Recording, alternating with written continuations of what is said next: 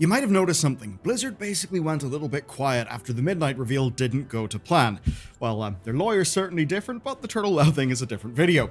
This week, though, they have directly responded to the Midnight stuff. Not with a blue post in the forums apologizing and promising action, rather they've kind of just fixed it. So now, if you want to know what's officially been confirmed for Midnight, it is all there. Though there are a few caveats that I will get into.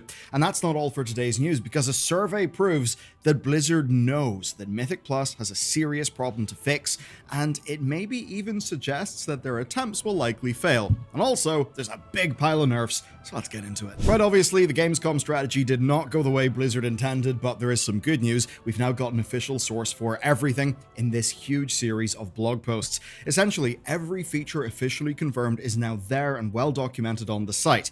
Now, it's not quite everything. There are small details that we picked up from interviews with Blizzard that they have not committed to in blog format, which does kind of make sense. Interviews are for teases of things they can't commit to yet sometimes, but we do know that the big things like class reworks are actually getting blog posts soon anyway.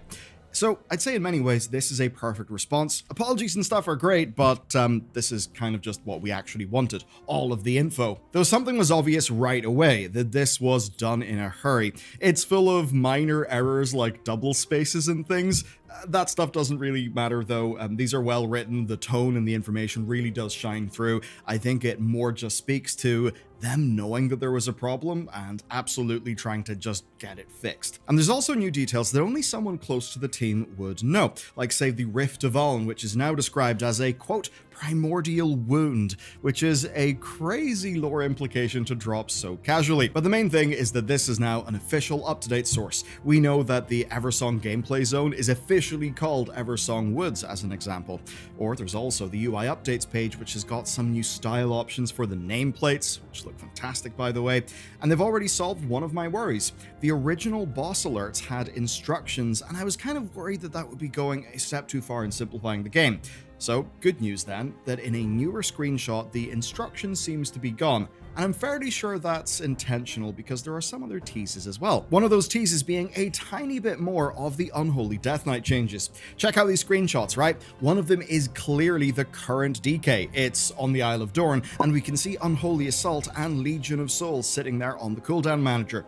But further down the same page is a screenshot from the reworked Quel'Danas, and we immediately spotted a new ability. You see, the icon here belongs to Ebon Fever, which is currently a passive. But in this screenshot, it's an active ability on the hotbar, and it's also in the cooldown manager. So, things are changing, and within these screenshots, we do see some teases. Now, it wasn't all perfect. There were a few foibles, like the original Blog and Devour incorrectly stating that Havoc was getting the new Annihilator hero talents instead of Felscard. But it did not take them long to correct themselves for that one. So, overall, it's good news, and the important thing here is a hard enough confirmation that they know what went wrong, they know their strategy didn't land, so next time, I think we'll probably get direct updates. I mean, I hope as an example, they're trying to get Jade and Wowcast to talk about class changes, things like that. Anyway, hopefully some lessons have been learned and we can move on ahead to the alpha, but right now, we've actually got another thing to look at, and it is a survey. It's a survey that has people talking. With this survey hitting the timeline, we've got another round of solo queue Mythic Plus to talk about.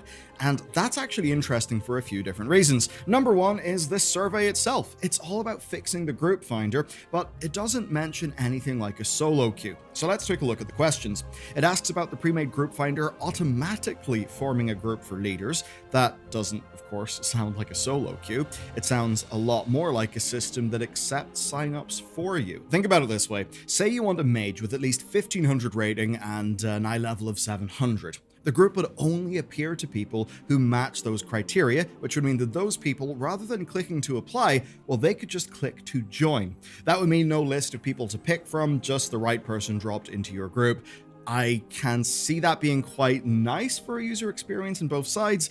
I can also see it be, say, blamed for a player that fits the criteria, but, well, isn't exactly what you would expect in terms of skill. To continue through the survey, there's a few other ideas. So one is a group leader getting a resilient key for the first group that they lead each week, which sounds kind of cool, but honestly, it's a little bit pointless. Once per week is a complete joke unless you specifically are starting with like a plus 10 clear, and even then, I think it's a fairly minor bonus, and ultimately, key depletion probably needs a rethink.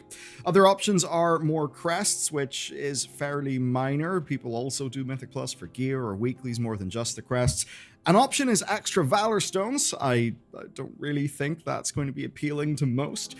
There's another one, though, which is recommending similar skill levels, which I think is well-meaning, but probably wouldn't work out in reality. And that's because group leaders are usually doing, well, extra work because they want to pick better players. The last one's interesting, though. It's recommending players based on similar goals. So basically, instead of joining a completion group like you do now, you could tag yourself as someone who wants to take it easy and just find matches that way. Though, to be honest, I'm not exactly sure that would be a great way to find matches. Now, Blizzard does know that people want changes here. In an interview with Marcellian and Flame at Gamescom, Paul Cubitt hinted that this kind of change is planned for Midnight. But ultimately, I think minor improvements aren't very engaging here. Suggestions might shift the needle, but nothing more. And that's not transformative, which is why people are skipping to the fun part of all this, which is talking about solo queue Mythic Plus. Because in many ways it feels inevitable at this point, but what's interesting is that this time around, people don't really agree. This time people are honing in on what a solo queue won't fix, rather than what it would fix.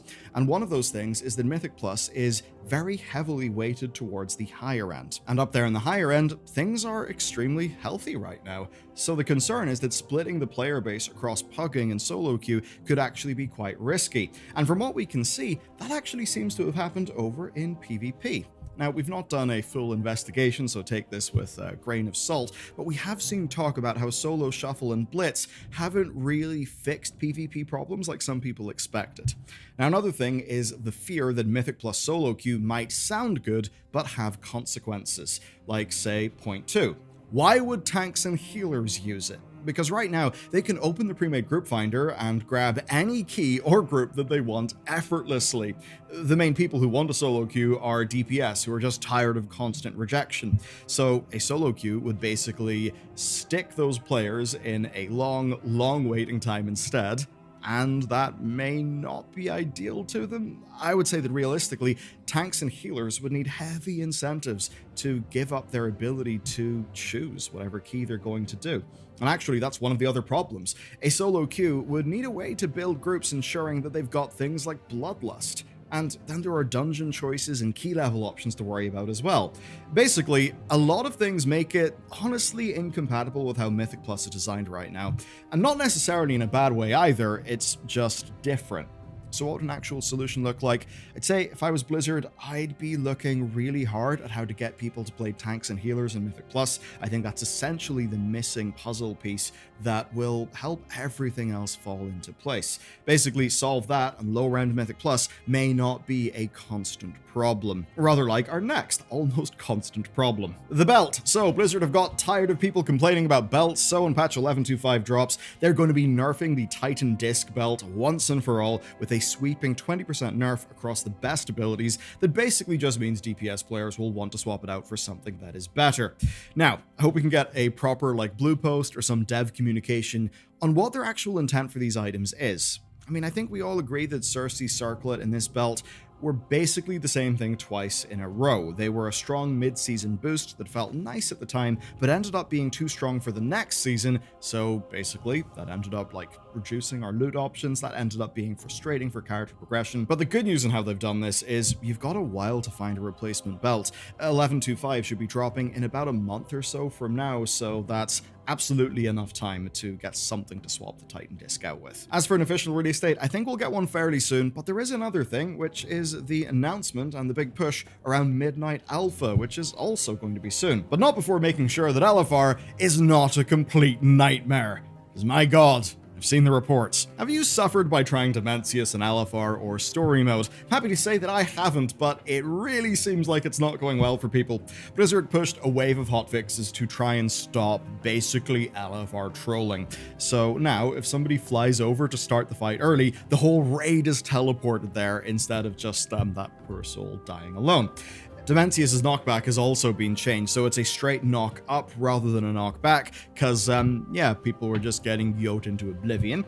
And on story mode, they've removed a phase 3 ability entirely. And honestly, it just seems that last bosses are kind of too complex for LFR, which is probably something Blizzard should keep in mind for the future, just in how they do the launch version of their final bosses. As for the other difficulties, well, my guild has been having a brilliant time progressing, and it'll be a little easier now that ad health has actually been nerfed for smaller groups, which is another thing that Blizzard should try and fix. So, as an example, we usually run 12 to 14 people, and we constantly run into issues with too many mechanics. Now, that sounds honestly hilarious, right? It's like, oh no, there's too many mechanics for a tiny little heads.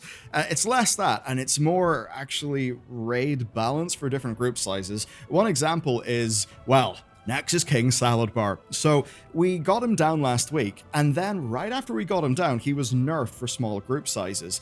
And I guess it's kind of interesting, where at the smaller raid sizes, we consistently feel like we're racing nerfs so that we can beat the real fight. Luckily, we got there before the nerfs this time round, but it does seem the group size and difficulty consistency is an ongoing story. And listen, it has been for a long ass time. I remember even, say, Council 10, back in the days of Throne of Thunder, if you remember that thing before it was nerfed. Anyway, these LFR nerfs are a good call in the case of people just trolling or struggling on story mode. Okay, so that is it for the main news this week. At least the news about Blizzard's World of Warcraft, but someone else is doing a World of Warcraft. Of course, Blizzard still owns World of Warcraft, and that does mean that they're not very happy about it whatsoever. Blizzard are trying to nuke Turtle WoW. There's a hell of a story behind it, and you can learn all about it in this video next.